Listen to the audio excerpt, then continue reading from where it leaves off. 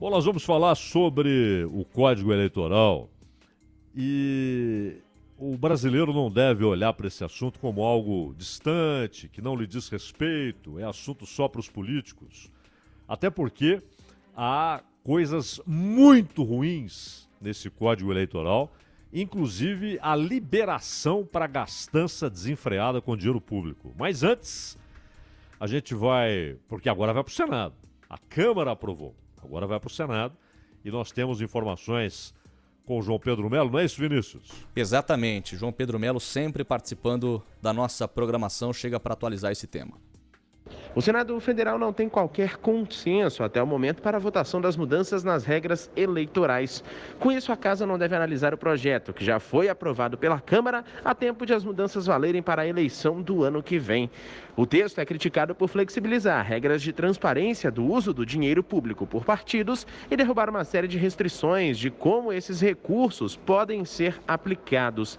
Entre as mudanças aprovadas está a quarentena eleitoral de 4 anos para que juízes, policiais, militares e integrantes do Ministério Público possam disputar cargos eletivos. Vamos começar por esse ponto aí, porque é um calhamaço, né? Estamos falando ali de centenas de páginas, até porque resoluções da Justiça Eleitoral, do TSE, e também aquilo que já havia na legislação, tudo está condensado agora, mas há mudanças importantes, algumas péssimas. João Pedro Melo, inclusive, mencionou, e a gente já vai falar sobre isso, que é essa liberação para que os partidos gastem à vontade, com prazer, com desassombro, o dinheiro público que vai para esses partidos por intermédio daquele troço, daquela porcaria que é o tal fundo partidário, né? Mas comecemos aqui com a quarentena. Isso aqui é lamentável. A quarentena para juízes e policiais. Porque não estamos falando de quarentena como aquelas que são estabelecidas para que alguém que está no setor público, o sujeito é ministro da economia, aí ele deixa o ministério. Imagine se no dia seguinte ele vira diretor de um banco ou consultor de um banco.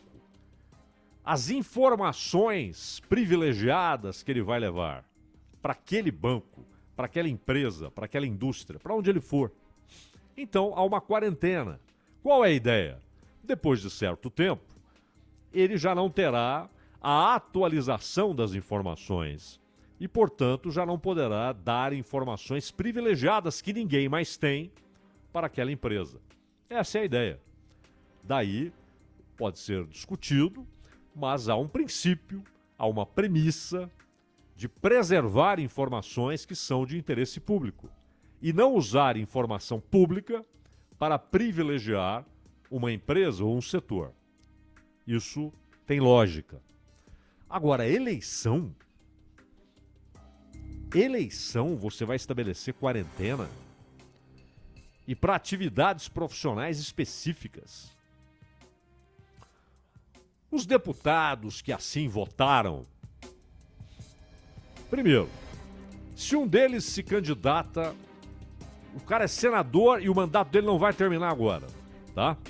Ele foi eleito em 18 para o primeiro mandato, então ele tem 8 anos. Tem 8 anos, ele não vai colocar a cadeira em disputa agora. Aí ele resolve ser candidato ao governo de um estado. Sabe o que acontece se ele perder? Nada. Ele continua senador. Não muda nada. Deputado é diferente que deputado. Você tem a renovação total ou a possibilidade de 4 em 4 anos, né? Senador não. E então, ou um prefeito, ele pode se desincompatibilizar, vai disputar um outro cargo, ele deixa a prefeitura. Mas ele pode, perdendo a eleição, virar secretário de Estado. Já vimos isso várias vezes. O cara já abre, inclusive, mão do seu posto para se candidatar, já com a promessa do partido. Se você perder, você vai ocupar a secretaria tal. Isso já aconteceu diversas vezes. O cara perde a eleição e vira secretário de um governo que o partido dele tem ali em algum estado, em alguma cidade. O que eles querem é, por exemplo, que um juiz, ou ele se aposenta, ou ele deixa a magistratura, espera 4 anos para se candidatar. Se perder, problema dele. Um policial ou passa para reserva, ou larga a profissão para se candidatar. Por que isso? Por que um policial não pode se candidatar? Qual é o impedimento? Por que a quarentena? Uma coisa é exigir que o cara saia. Ele tem de sair, é um militar do exército, tem de sair para se candidatar. Mas ele pode sair no ano anterior. Por essa lei, não. Se ele sai agora, se essa lei é aprovada, se ele sai em 2025, ele não pode participar da eleição 2026. Isso é uma segregação. Estão segregando algumas pessoas no processo eleitoral. Não se trata de usar o cargo para levar informações. Um juiz, por exemplo, ele não vai levar vantagem alguma na concorrência com os outros candidatos. Aliás, a vantagem é de quem já está lá, de quem já é deputado e vai tentar a reeleição. Ele tem verba para gastar, verba pública. Ele tem a visibilidade do cargo. Ele pode passar os 4 anos, na verdade, fazendo campanha com dinheiro público. Ainda mais agora, com essas emendas do tal orçamento secreto, que são, na verdade, as emendas do relator, né? E há até uma reclamação, abrindo parênteses aqui, uma reclamação com o Lira de que ele está privilegiando os próximos na distribuição dessas emendas. Essas tais emendas, aliás, a Sônia Blota falava há pouco aí da questão dos precatórios, o Vinícius falava do IOF. Esse dinheiro das emendas paralelas, emendas do relator, esse dinheiro já seria suficiente para resolver metade das exigências da ideia de se turbinar um programa social permanente, o Bolsa Família, que viraria Auxílio Brasil, alcançando mais gente e pagando mais. Então, eles já têm vantagens quando disputam. Eles já estão lá e mais, eles têm a proteção partidária, porque eles próprios são caciques ou são muito próximos dos caciques dos partidos. Isso leva a algumas vantagens que parecem até banais, mas que podem ser decisivas. Então o partido lá é número 90. Bom, esse cara aqui faz parte da cúpula do partido. Queremos proteger a candidatura dele. Então ele vai ser 90-90. Vai ter um número chamativo. Para todo mundo olhar e falar, opa, esse número eu não me esqueço. Até isso é levado em consideração. Então quem fica com o 13-13, o 17-17, o 45-45, essas escolhas não são aleatórias, não é um sorteio. Não é? Você tem a escala, a hierarquia dentro do partido. E esses camaradas querem que guardas civis, policiais federais, policiais rodoviários federais, policiais militares, militares das Forças Armadas, juízes, membros do Ministério Público, tenham de cumprir uma quarentena antes de disputarem uma eleição. Isso é uma segregação. Isso tem endereço. Eles querem inibir, inviabilizar, se possível, que pessoas dessas áreas disputem a eleição. Há aqui, obviamente, algumas ideias fixas, né? Originalmente, a ideia era barrar lá o Sérgio Moro. Mas aí, não, então deixa para 2026, para não ficar caracterizado que é um impedimento ao Sérgio Moro. Ou então, não, mas aí vamos discutir no Supremo se é retroativo ou se não é retroativo. para quem já deixou a magistratura. Mas não era o Sérgio Moro o objetivo, a meta. Era muito mais o corpo de policiais, de militares, ou seja, militares que são das Forças Armadas e não das polícias militares, e policiais de maneira geral, até guarda civil. E por quê? Porque essas pessoas, elas já têm ali uma base, uma multidão com a qual elas trabalham. E daí? Qualquer sindicalista também tem. Isso não é vantagem para ninguém. Aliás, isso não dá a priori nenhum voto. É preciso conquistar a categoria. E por que não essas categorias terem representantes, quem conhece seus problemas? Por que não promotores com amplo conhecimento, não apenas da lei, mas dos problemas no combate à corrupção no Brasil? Por que eles não podem levar essa experiência e esse conhecimento lá onde as leis são feitas e mudadas? Será esse o problema? É uma vendetta contra promotores? É o medo de que levem esse conhecimento e essa experiência para a Câmara dos Deputados? E lá proponham alterações significativas nas leis de combate à corrupção? Qual é o problema? Então, essa mudança é lamentável. Interessante que ela foi derrotada na primeira votação. E aí ela reaparece na hora dos destaques. Conseguem arregimentar ali um grupo considerável, muitas assinaturas. Mas houve inclusive a denúncia de vice-líder assinando no lugar do líder, o que não pode. E o argumento foi: não, mas é líder de partido. Líder de partido só pode assinar no lugar do líder quando ele não é o líder do bloco, se ali não está formado um bloco. Ele não pode, como líder do partido, assinar como líder de bloco se ele não é líder de bloco, ele é vice-líder. E só no impedimento do líder, está doente, está viajando, é que ele pode assinar. Mas fica por isso mesmo. A Casa das Leis dá um chapéu nas leis. Então, aprovaram esse troço na Câmara. Vamos ver como o Senado reagirá. Redes sociais. Foi retirado o trecho do projeto que proibia redes sociais de limitarem conteúdo de ordem política, ideológica, artística ou religiosa de candidatos a cargos políticos. Sim, alguém propôs essa estupidez. E retiraram, mas estava lá no projeto. Ou seja, é incrível. O sujeito é candidato a cargo político. E ele não poderia falar de política em rede social? Nem de ideologia? Nem de manifestação artística ou religiosa? Como assim? Como é que é isso?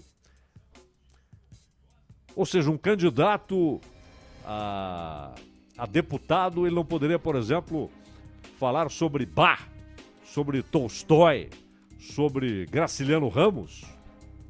Ele não poderia falar sobre ideologia?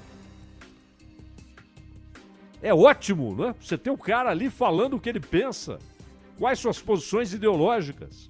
E falando de política, conteúdo político, discutindo os problemas nacionais, queriam proibir. Que tenham derrubado, ótimo, mas que alguém tenha tido a ideia de inserir esse troço lá.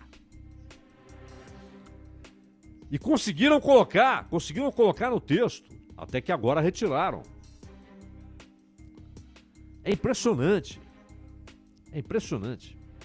Bom, disso aqui estamos livres, dessa bobagem. Mas tem mais.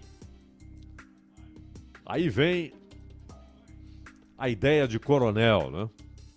Coronel de política. Vamos proibir pesquisa na véspera da eleição e no dia da eleição. Proibiram. Claro, o Senado pode derrubar. Mas proibiram. Pode haver veto. Podem derrubar o veto. Mas o impressionante, e aí, claro, derrubado o veto, derrubado está, porque a palavra final é do próprio Congresso. Mas haverá vetos, inclusive para essa história da quarentena. Agora, divulgação de pesquisa, sabe o que vai acontecer? Sábado, véspera da eleição, se aprovar esse troço aqui. O que vai ter de pesquisa pirata? E sem o contraponto da pesquisa que é formal, que é colocada perante a Justiça Eleitoral com um número, com os dados, com a metodologia, número de pessoas que foram ouvidas, onde foram ouvidas, quais as perguntas foram realizadas, foram feitas, onde está o resultado de pesquisa espontânea, onde está o resultado de pesquisa induzida. Ou seja, essas pesquisas que precisam responder uma série de questões para que sejam divulgadas, para que possam ser divulgadas, elas desaparecem, ficam proibidas na véspera e no dia da eleição. O que vai acontecer?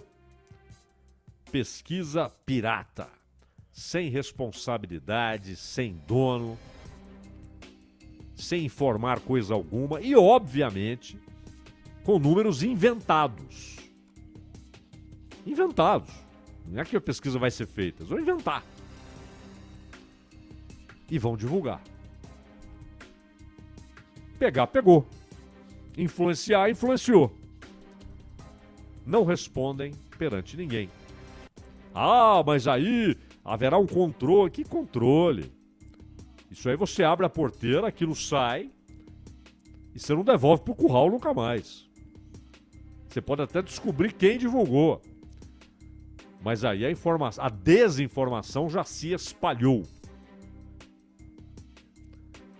Por que esse medo da pesquisa na véspera? Não é porque isso induz, isso influencia. São os papais, né? É a atitude paternal. Num país onde o voto é obrigatório, o que é uma estupidez, é um desrespeito, é um atestado de subdesenvolvimento político, de subdesenvolvimento cultural, de subdesenvolvimento histórico. O voto obrigatório. Aí vem aquele papinho de não, mas se não votar tá tudo bem, é uma multinha, não é o preço. Não é se você vai pagar R$3, 50 centavos, não é isso. Mas é o fato de você ter de se apresentar diante do Estado para dizer, eu não votar, sabe por quê? Isso é ridículo. Ninguém pode tirar do cidadão o direito de votar. Já tiraram. Houve um tempo em que nós, cidadãos, não tínhamos esse direito. Foi preciso lutar para reconquistar esse direito. Ninguém pode tirar do cidadão o direito de votar. Logo, por analogia, ninguém pode tirar do cidadão o direito de não votar. Isso nem é discutido. Eles nem... Aliás, aqui na Bandeirantes, me lembro, nesse estúdio onde estão Vinícius e Sônia e Ana Luísa Bessa, dia de eleição, debatemos com políticos aí, dissemos por que não acabam com esse papo de voto obrigatório? E a resposta é sempre aquela mentalidade tutelar. Não, o povo não está preparado. Mas quem são esses caras para dizerem o povo não está preparado? Que tutela é essa? Sabe aquela mentalidade? O povo é uma criança. Então nós temos de cuidar do povo. Cuidar e explorar, né? Que história é essa de eles não estão preparados? Estarão quando, se não tem o exercício da liberdade? É a liberdade, é o exercício da liberdade que traz a maturidade, o conhecimento, que filtra as coisas. Não é a tutela. Ah, não pode porque não estão preparados. Não estarão nunca. Se não tem o exercício da liberdade. A escolha. Vou votar, não vou votar. Vou votar, não vou votar. E não é o papo da multinha ser pequena, de não haver grandes consequências, mas depois de certo tempo O sujeito tem problema para ter o CPF, para conseguir um empréstimo, para participar de um concurso, ele começa a sofrer represálias. Mas não é nem isso. É o constrangimento do cara ter de ir lá perante o Estado dizer, sabe por que eu não votei? Então tinham de acabar com o voto obrigatório. Já é uma estupidez haver voto obrigatório, como há aqui e há na Argentina. Mas essa mentalidade tutelar leva esses caras que não se veem como representantes da sociedade, mas como proprietários do Estado, a pensarem assim, não, esse povo é muito criancinha, não sabe nada. Se tiver pesquisa na véspera, vai influenciar. Vai ter pesquisa, só que pirata, que não é pesquisa, é uma suposta pesquisa, uma pesquisa de mentira, com números inventados. E não haverá pesquisa que tem de responder perante a Justiça Eleitoral por seus dados, seus números, sua metodologia, não haverá como contraforte, como contra-argumento, como resposta à pesquisa falsa. Mas eles têm medo. Não, na véspera não pode, vai influenciar. É lamentável. E há outras questões aqui, sobra de vagas, a história do quociente eleitoral, né? Isso inclusive conta para a divisão da grana. Há também aumento da blindagem dos partidos, hein? Partidos, se isso aqui for aprovado como está, partidos estarão muito mais protegidos contra punições da justiça. Muito mais protegidos. Estarão blindados. Dificilmente serão alcançados pela lei.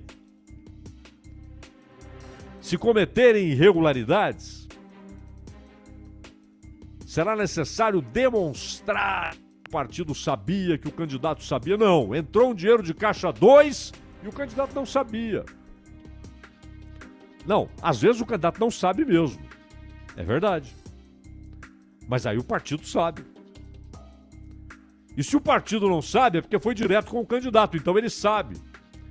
Pois haverá maneiras de os dois ficarem livres de punição. São vários os temas. Mas é preciso dizer aqui o seguinte. Primeiro tem um negócio aqui, a respeito de caixa 2. Pelo texto, o juiz poderá deixar de aplicar a pena ou pode reduzi-la de 1/3 a 2/3 se a irregularidade não informada na prestação de contas for referente a valores de origem lícita e respeitando regras, como os limites legais de doação. Pera lá!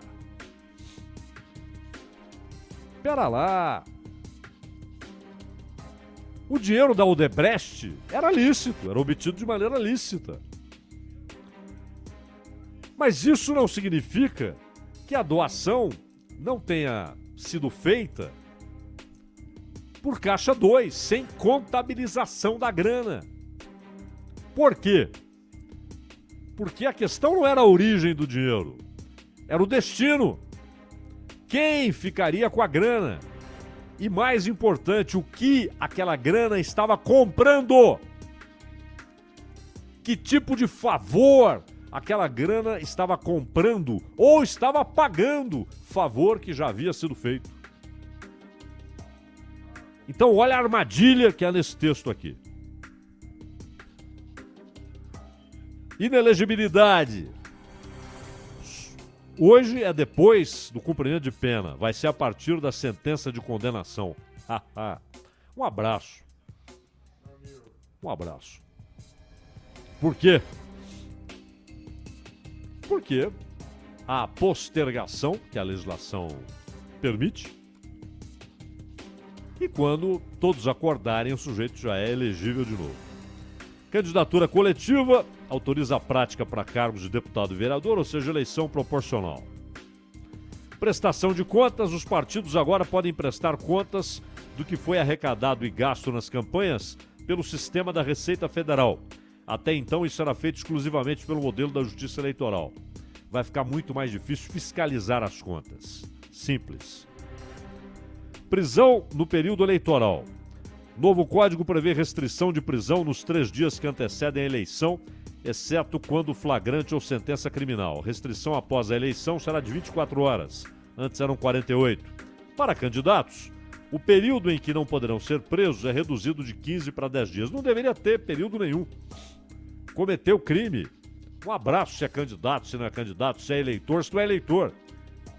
Cometeu crime, foi pego. Tem de ser levado. E aí, finalmente, o fundo partidário.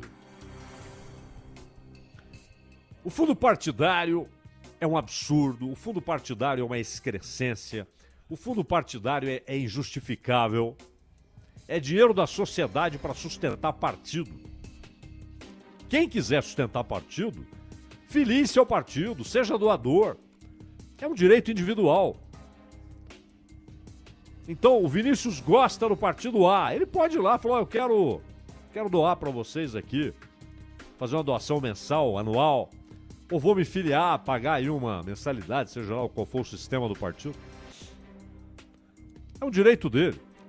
O que não pode é que ele seja obrigado a dar dinheiro para todos os partidos, inclusive aqueles que não representam coisa alguma, que só existem para isso, para pegar dinheiro público. Não tem nem sequer uma mísera bandeira, nem uma bandeira de fantasia. Nada, não tem nada. Existem só para receberem dinheiro público. E agora, esse código mantém os tipos de gastos e acrescenta.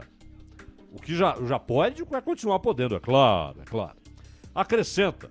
Partido vai poder usar dinheiro público do fundo partidário com transporte aéreo. E não é só o presidente do partido, correligionários. Ó, você vai fazer uma viagem daqui a Belém e a gente vai pagar com dinheiro público, tá bom? Ou seja, com dinheiro de quem paga imposto. Por isso é público, é a res pública. É dinheiro da sociedade. Mas eles se apropriam do dinheiro e podem usar em viagem de avião. Aluguel de veículos. Aliás, deputado já faz isso com dinheiro público, né? Com aquelas verbas que eles têm. Agora os partidos poderão fazer. Quem não tem cargo nenhum. O sujeito não é deputado, não é senador, não é governador, não é nada. Mas ele é dirigente do partido. Ele vai poder alugar carro com o seu dinheiro. Você não tem nada a ver com o cara, você nem sabe que o cara existe. E ele está gastando dinheiro seu com aluguel de carro, porque ele é dirigente de partido. Consultoria sobre proteção de dados e outros gastos de interesse partidário. Atenção, esse é o item mais importante. Outros gastos de interesse partidário, conforme deliberação da executiva do partido político. Não pode pagar multa com esse dinheiro, mas podem fazer festa, podem comprar imóveis. Não está aqui, mas pode. Pode. Pode comprar casa, comprar terreno. Não, é interesse partidário. Precisamos construir uma sede. Com dinheiro público, com dinheiro da sociedade. O partido que se vire, que vá buscar recursos, que convença as pessoas de que ele é importante, de que ele tem grandes ideias, e as pessoas, opa, quero ajudar esse partido, ele tem grandes ideias. Mas obrigar as pessoas, usar compulsoriamente dinheiro das pessoas para o sustento de partido político, para dirigente político viajar de aviãozinho, alugar carro, comprar terreno. Bom, a bola agora está com o Senado. Vinícius Bueno. Mais um assunto polêmico na voz de Cláudio Zaidan. Esse tema de abertura do Bandeirantes Acontece vira podcast e pode ser ouvido em todos os agregadores. Isso sem falar, claro, do nosso site, radiobandeirantes.com.br. Lá você consegue acompanhar a live e vários recortes com os principais destaques da programação da Rádio Bandeirantes. 13h54. Rede Bandeirantes de Rádio.